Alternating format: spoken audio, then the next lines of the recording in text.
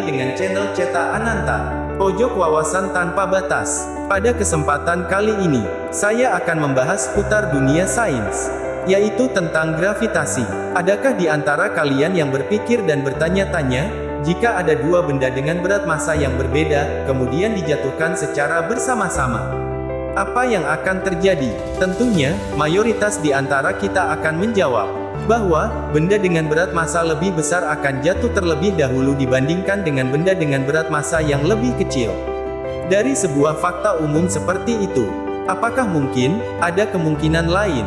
Mari kita simak bersama-sama penjelasannya dari para ahli tentang gravitasi.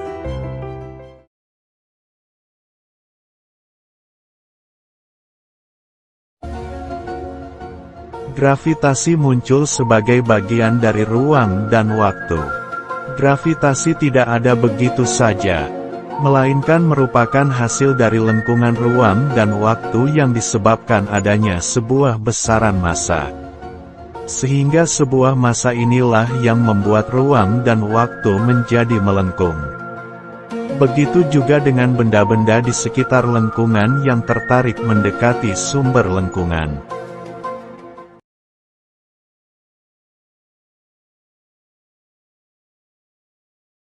Gaya tarik gravitasi yang bekerja antara dua benda, sebanding dengan massa masing-masing benda, dan berbanding terbalik dengan kuadrat jarak kedua benda. Jadi, jika ada dua benda dengan massa yang lebih besar, mereka akan saling menarik dengan gaya gravitasi yang lebih besar. Namun, jika kita meningkatkan jarak di antara mereka, gaya gravitasi akan melemah secara berbanding terbalik dengan kuadrat jarak. Ini berarti jika kita menggandakan jarak di antara dua benda tersebut, gaya gravitasi antara mereka akan menjadi seperempat dari sebelumnya.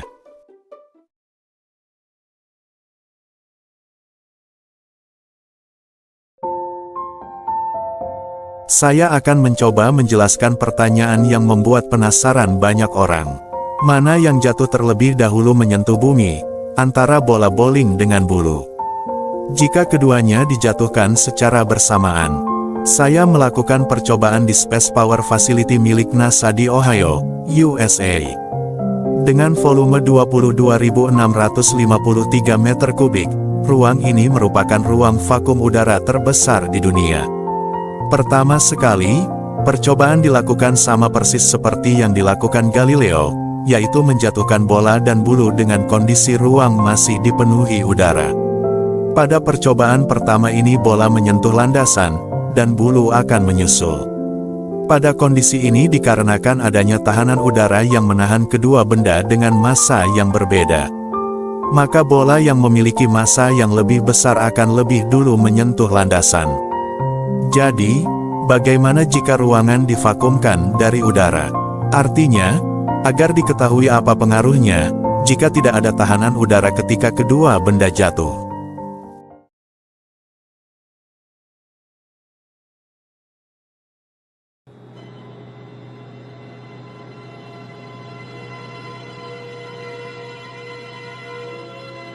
And there's a place where you can see with your eyes what Einstein saw in his mind.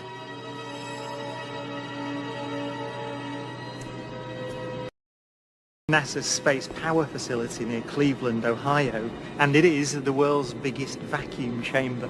It's used to test spacecraft in the conditions of outer space, and it does that by pumping out the 30 tons of air in this chamber until there are about 2 grams left. And it's kind of got an eccentric construction, which is part of its history. It was built in the 1960s as a nuclear test facility to test nuclear propulsion systems. And that meant that they built it out of aluminium to make the radiation easier to deal with. Aluminium is not the best thing, the strongest material to build a vacuum chamber out of.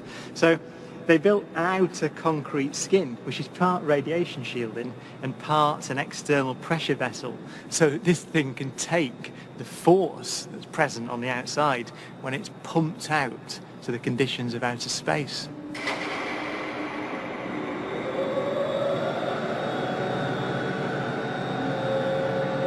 Galileo's experiment was simple. He took a heavy object and a light one, and dropped them at the same time to see which fell fastest.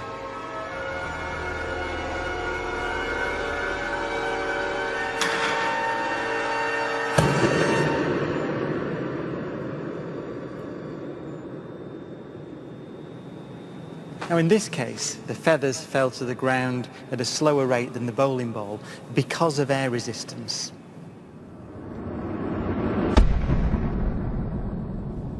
So in order to see the true nature of gravity, we have to remove the air.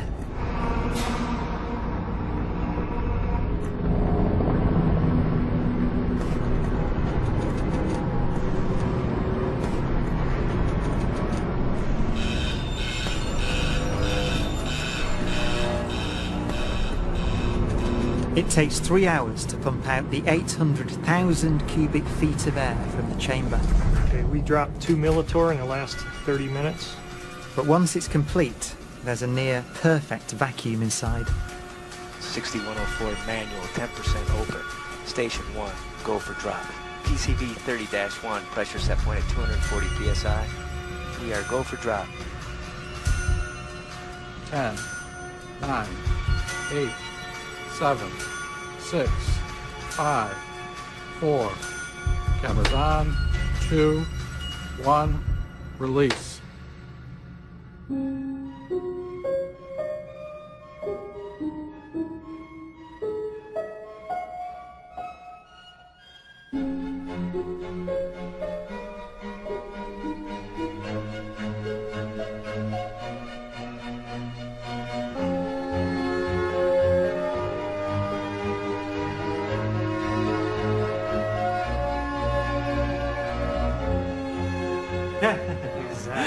Look at that.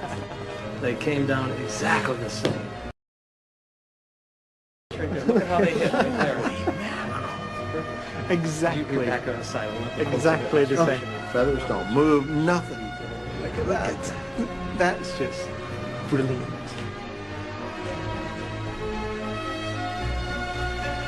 Isaac Newton would say that the ball and the feather fall because there's a force pulling them down. Gravity. But Einstein imagined the scene very differently. The happiest thought of his life was this. The reason the bowling ball and the feather fall together is because they're not falling. They're standing still. There is no force acting on them at all.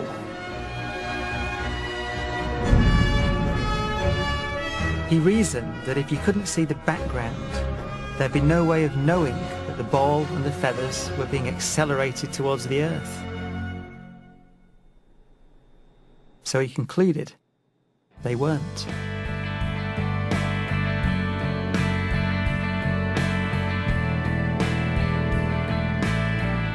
Oke sobat, cukup sekian video seputar wawasan yang dapat saya sajikan kali ini. Terima kasih banyak sudah menonton dan menyimaknya. Semoga kalian sehat dan selalu berbahagia. Salam, pojok wawasan tanpa batas.